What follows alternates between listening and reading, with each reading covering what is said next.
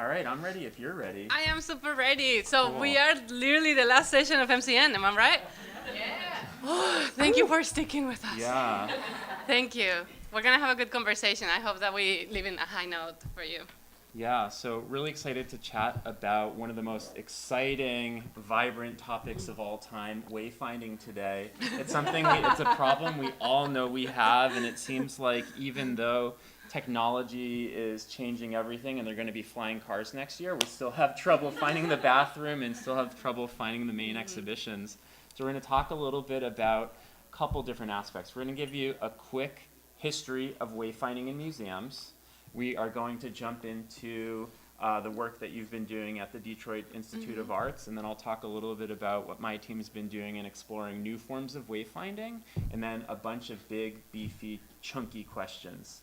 Sound good? Yeah. Awesome, awesome, cool.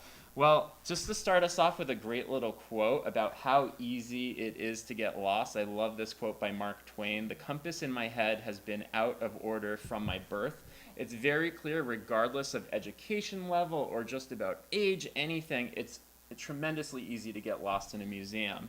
And so, it's frankly safe to say museums are a labyrinth. This actually is a labyrinth that was in a museum in DC, but regardless of the best signage in the world, the best app in the world, there are always going to be obstacles because of just the way these buildings were constructed and evolved over time.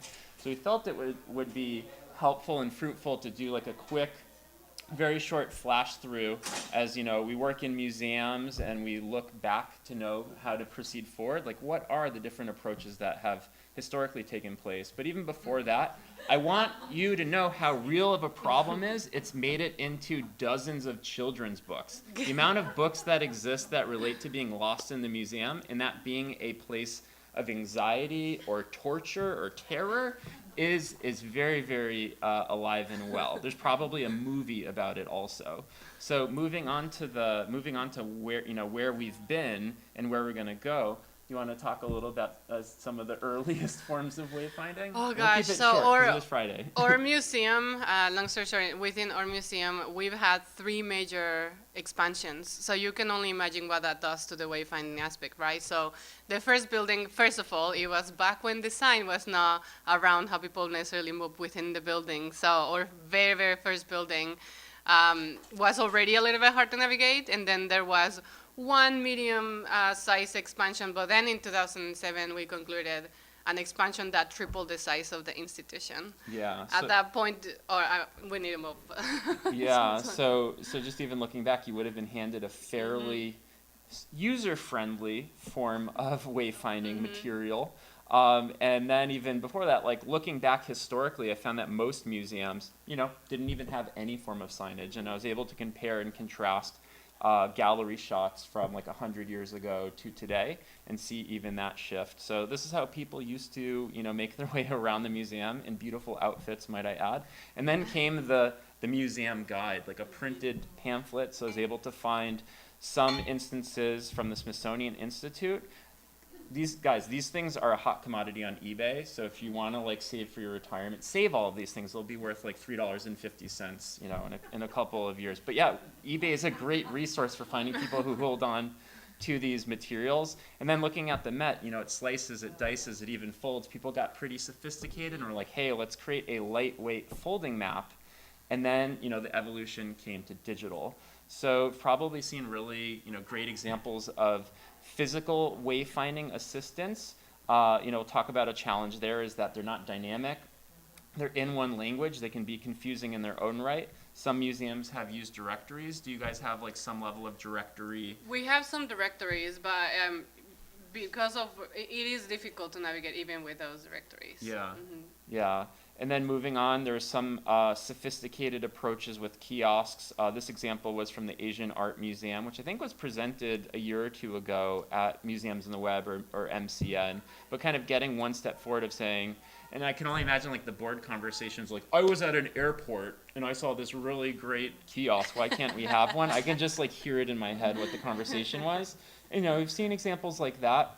Then surely mobile has so much power at play given all of the sensors and inputs and the fact that it's very personal and in the hands of the visitor. So we're going to really dive into that area, around Blue Dot. Before this, the work that you guys were doing with Tango, was there a Blue Dot solution available? Not at all. I will say that what we did with augmented reality really was the first try at moving something like this to digital, and it was a test. So it's been a 3-year experiment. So if anyone here has experimented with any form of wayfinding or mapping, has it been the Blue Dot approach, indoor or outdoor? If you'd raise your hands, if that's something that your organization's experimented with or had in place. All right, gotcha. Cool. That's really good to know. And what we're going to now dive into, now that you have kind of the abbreviated history of wayfinding from the printed map of the Victorian era to today, my partner over here and co-presenter will share some examples of what they've been up to in Detroit. So take it away. For those of us that, maybe some of you made it to the session that I put together a couple of days ago in reporting this, but this has been a 3-year project within the museum, and we were trying to address a couple of things. So the first one was to meet a content need, but this type of technology was experimenting around indoor wayfinding. So that's our museum, long time ago. So we've been experimenting with indoor wayfinding. Once again, now we use a handheld device. This has been the very, very early days in which we were setting up how we were going to manage this. But what you're seeing on the screen is an augmented reality layer on top of a mummy that uses persistence technology to understand its position in space, meaning that you can move around and the digital object is locked in space. And it uses an extra sensor and an extra camera. So this was Project Tango. I don't know if any of you are familiar with it, but this was a project that started like 4 years ago. It was kind of killed about a year ago, and then the consequences of that also we faced, and I'll talk a little bit about that. But it uses augmented reality as a layer, so you basically you follow it, and then it takes you from point A to point B. In the first year, we tested only in the stops where we had content, so this was about 7 stops. And then in a later iteration, we added points of interest, and I have stuff to say about how that worked, but yeah, that's what we were testing. So I guess talk a little bit about working, with one specific technology, and then the fact that kind of the carpet was pulled from under the feet maybe around Tango. So I think that we've had a really wonderful couple of sessions specifically addressing this on MCN, which is fascinating to see that, it was great and comforting to see that we're not the only ones facing situations like this.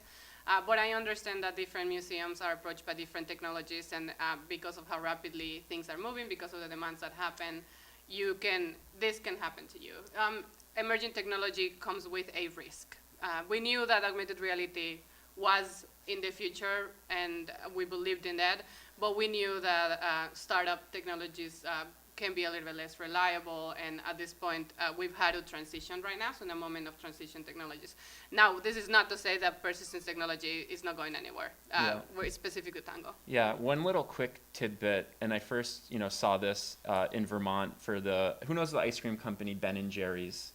So they create a lot of flavors, and they kill off a lot of flavors. They physically have a flavor graveyard where they have headstones for every single flavor that they've killed off for the year. And there's this really humorous website, I think it's like googleKilledIt.com or something like that, where they have tombstones of all of the different things that they've launched and taken away. Tango certainly being one of them.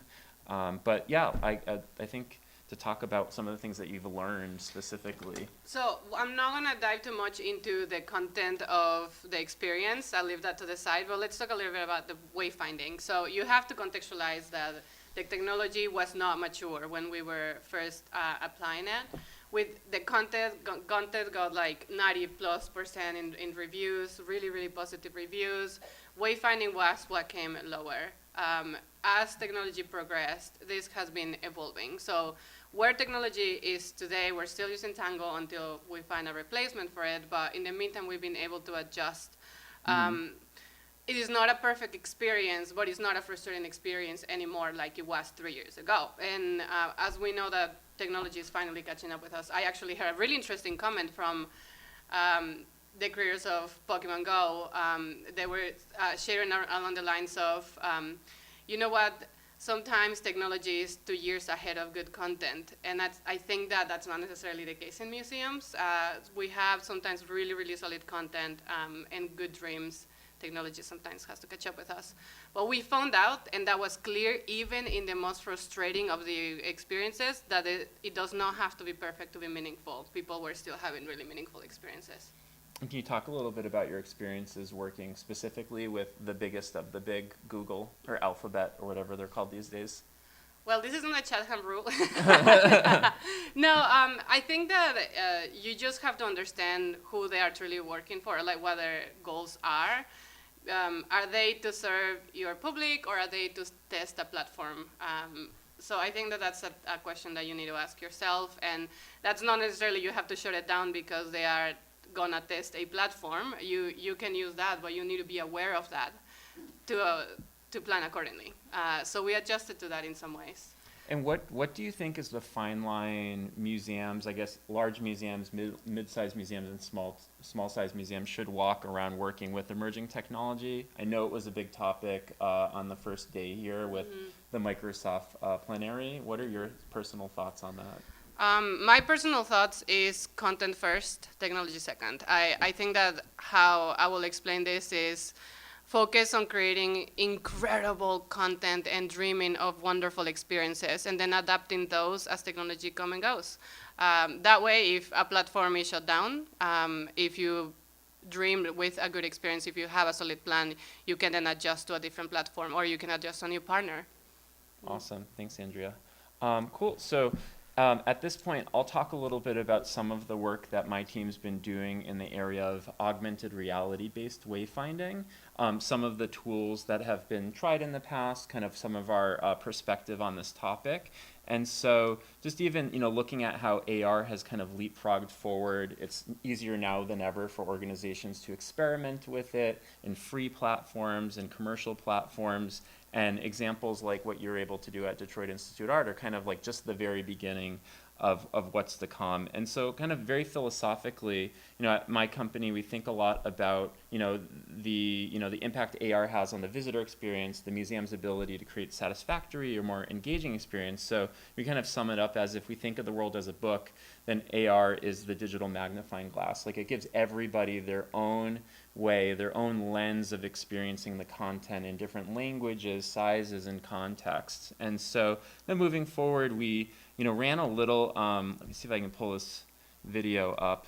Kind of as AR became, very easy to implement within existing frameworks, we wanted to see if it was, easy, stable, and reliable and meaningful to the end user to be able to simply hold up their device with really no interface as a first step to, really understanding if this was easy, if it provided value, if it's something that people were interested in using. So kind of step one was like, how easy is it for the camera on the device to understand what it is looking at? And if that's good enough, what can we build on top of that? And so some of these slides, if you were in the presentation yesterday, there is some overlap. In looking specifically at wayfinding, a lot of the incredible innovation right now is taking place in autonomous vehicles, self-driving cars and otherwise. And just the sheer notion that AR can reduce the mental effort related to kind of what the physical view and the digital information, I think is a great way of summarizing some of those ideas. That as we're going from like where I am from a bird's eye view to where I am with the direct path in front of me, just makes things almost impossible to get lost. And so applying that to the museum context and applying this notion that everything around us is being cataloged and a carbon copy of the physical world is being created as we speak, allows us to create new types of experiences where the hard, heavy work is done for us in advance, whether it be by the big technology companies or off-the-shelf tools that make it easier than ever. And I know some of these ideas are kind of baked into Tango and some of the new tech around the corner. So you might have seen last year or earlier this year at the big Google developer conference that they showcased what's to come for Google Maps. that you would be able to kind of shift into an AR mode where you could be guided through the streets, of course being cognizant and cautious about the people and obstacles around you through your camera lens, making it that much easier to know where left and right is. If you've ever been to New York City or any big city, it's really easy to get disoriented and not know which way is north and south when your directions tell you so. So really, kind of big steps from big tech are apparent there. But that's only outside right now. So what does that mean indoors, where you don't have the same access to GPS and other, sensory information? So we, as an experimenting, very into experimenting kind of culture we have at QZAM, we wanted to see if we could use the visual information of a museum gallery to get someone from point A to point B. If we know where a painting is, we know where your absolute position is. We know your orientation, if that's on the east wall, for instance. And so we're able to build a solution that did not rely on beacons, did not rely on Wi-Fi, and did not rely on GPS. And so it kind of points to this future where all of the things that have been incredibly cumbersome or expensive are kind of pushed to the side. They're kind of yesterday's technology because getting the actual tangible infrastructure is incredibly expensive and leaves small museums and mid-sized museums kind of out in the cold. So looking at kind of the power of the camera and what it can create is really exciting to us.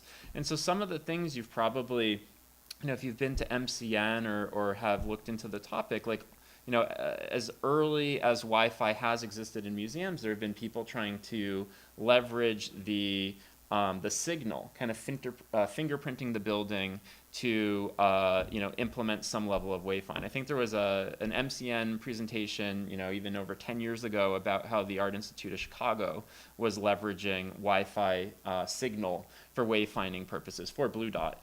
Beacons came along, and there was a lot of excitement about how that kind of freed up a lot of capabilities with these small, inexpensive sensors, but they certainly weren't mature at the time. A lot has progressed, and then there are all sorts of new forms like using LiDAR cameras that tie into a phone that give positioning. Those all rely, kind of that top line, that all relies on some level of hardware. Hardware is expensive, and hardware quickly depreciates and becomes obsolete. So those are always going to be a challenge.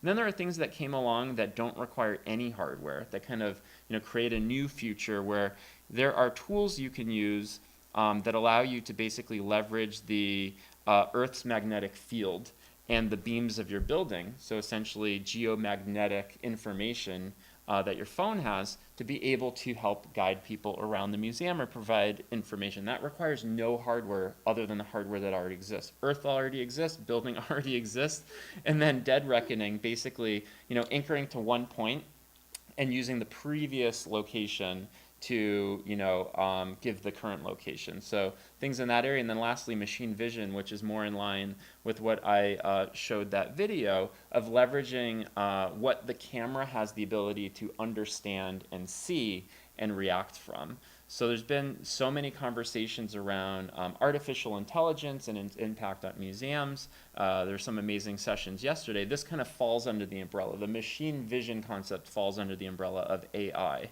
And so I've done a lot of research and experimentation and wrote a piece, if anyone's interested in the topic, about how AR is going to kill the Maps Blue Dot. That was VentureBeat's renaming of the piece that I wrote. A little bit of clickbait there. But if you're interested in kind of how we approach the problem, there are some resources online where we talk about the influences, the challenges, our specific approach in the museum context. And so is this a new lens? Should there be a new lens? Should we have devices like this guiding our visitors around? These are all philosophical questions that museums are asking, whether it be the digital team, the visitor services staff, or the director. And it's all going to be, at the end of the day, what your visitor, what helps your visitor achieve what they're looking to achieve, and that's to have a great experience at your museum. So a couple questions here that we want to dive into. If you want to jump on the first one is, how will the phygital change the wayfinding experience, kind of the intersection of the physical world and the digital world? I think I'm glad that you mentioned the physical world because I'm still a really strong believer of redundancy when it comes to these types of matters, and I've had specific reasons why, and it's because I happen to be a person of color and I happen to come from communities that have been marginalized before. So I know that there are people around me. I've worked with enough people in Detroit that either they do not have an access to a phone, or if they do, they don't have an access to a really good data plan that can support certain experiences. So I'd say have that in mind as you're moving forward with projects, because I personally like that it's more like have options so that your community is the one choosing, but more than one option. Mm-hmm. Yeah, so it's great that you bring that up. Like the socioeconomic implications of tools like these is probably one of the last things on many people's minds. So that's a really important thing to mention. It's going to vary by your community and your philosophy on all of that.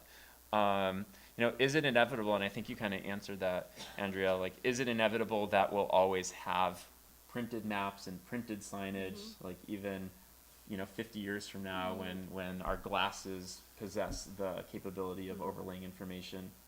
And I'm really excited to say that I have seriously no idea. I'm really excited to say that because this is 100% not up to us. This is 100% up to our audience and how they respond to us. So I think that what it will be bad if we are trying to prescribe and dictate what's going to be the only way. But being in the listener side, it's been pretty effective. Mm-hmm.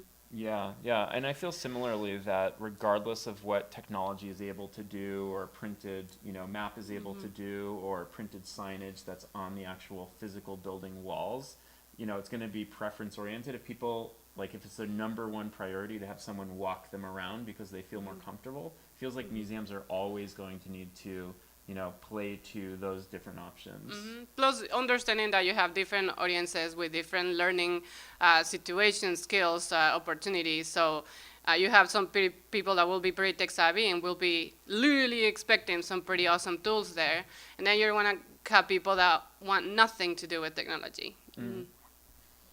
And then, what does the next generation of experience look like when it's impossible to get lost? If that ever is the case where the tools are sophisticated enough and the accuracy is there. I know that we've all struggled with, accurate readings for showing people where they are and getting them to where they are. So it feels like an impossibility, but we know someday, given everything that's happening around us, and additionally with like Moore's law, that it will someday be like down to the centimeter accurate. It might not be today, it might be 5 years or 10 years, but it will become, for someone using these tools, impossible to get lost. So does that? And that's fascinating. It's a crazy thought.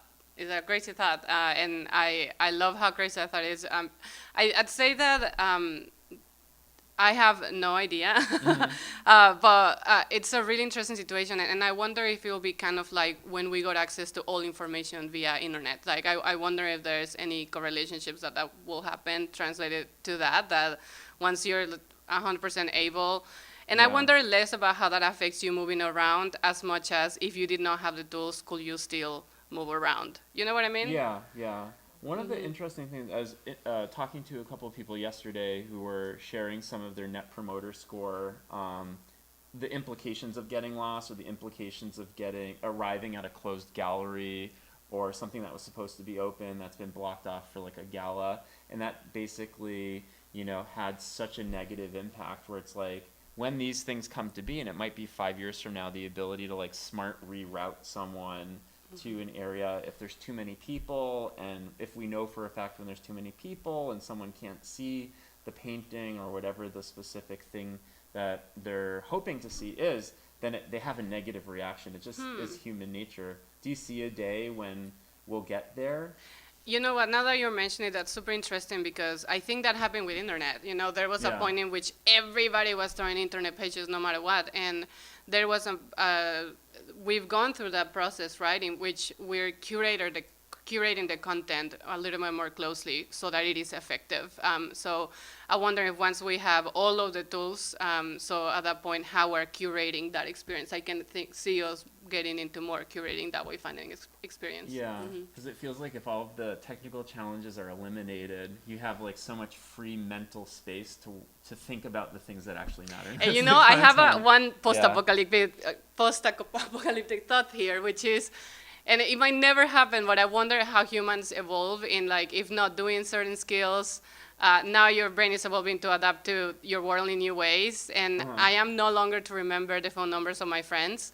So I wonder how that translates into this. Yeah, that's interesting. Well, and I think this is kind of pointing in that 5-year, 10-year time frame. Like right now, we're talking a lot about the technology of today, the emerging technology. Being fully aware that we want to protect ourselves from locking into things that might become obsolete, might die, might change, and have content that can live on forever in whatever form. So like a lot of people are looking to smart glasses, and when that day comes, and I know some folks have said like 5 years, 10 years. Some people are pushing for next year. Who knows? I think there's like no one will ever know what the answer is there. But what will the conversations be at like the board level, when the director's like, I don't want these things in the gallery, or the director's like, these are great. My niece got me a pair and now I can learn everything around me.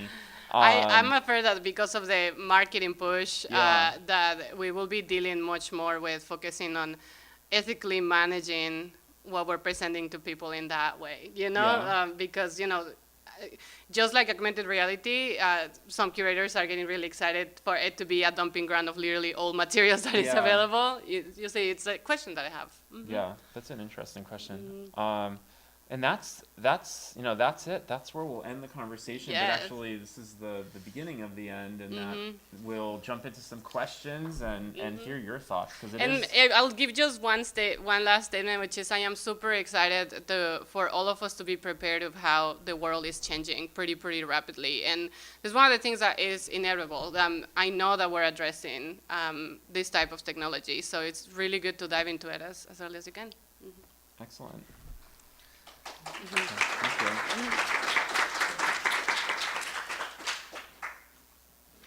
Yes. You mentioned geomagnetic and that reckoning ways of, like technology solutions. Can you name any examples that you can recall? Yeah, so the two primary spaces where I'm seeing just unbelievable amounts of indoor wayfinding examples coming from are going to be airports and malls. And so there is a company, and I'm not up here to like name drop vendors and stuff like that, but if it's helpful, there's a company called Indoor Atlas, and they are one of the companies paving the way or leading the way around the electromagnetic. If you go on their website, it's mostly airports. So I think like Miami International Airport and the Mall of America, and like really large spaces where wayfinding is, tremendous challenge that they want to overcome. And then there's, they're revenue-driven venues. So there's also the economics of it. But yeah, that specific company, I think if you just Google them, you'll find a lot of interesting inputs. And then just like wayfinding in general, I say it because I see your Warsaw sticker. Like there are a couple companies in Poland that are creating really transformational location-based technologies like Estimote and Contact, a company called Selvair that I think is on the Warsaw Stock Exchange. There's a lot of like really cool indoor wayfinding and positioning technologies coming out of Poland. Yeah. But I only say that because I see you have a Warsaw sticker. Yeah, I mean, on your I was laptop. just looking for something that doesn't require the hardware. Yeah. It's just for the most museums in Poland. It's just way too expensive. For sure, To yeah. invest in that. And I was just wondering, maybe I think there might be a difference between Europe, Poland, and US. Do you know what's the percentage of the smartphones, the mobile devices that support that AR technology that you've been presenting? Or is it an issue?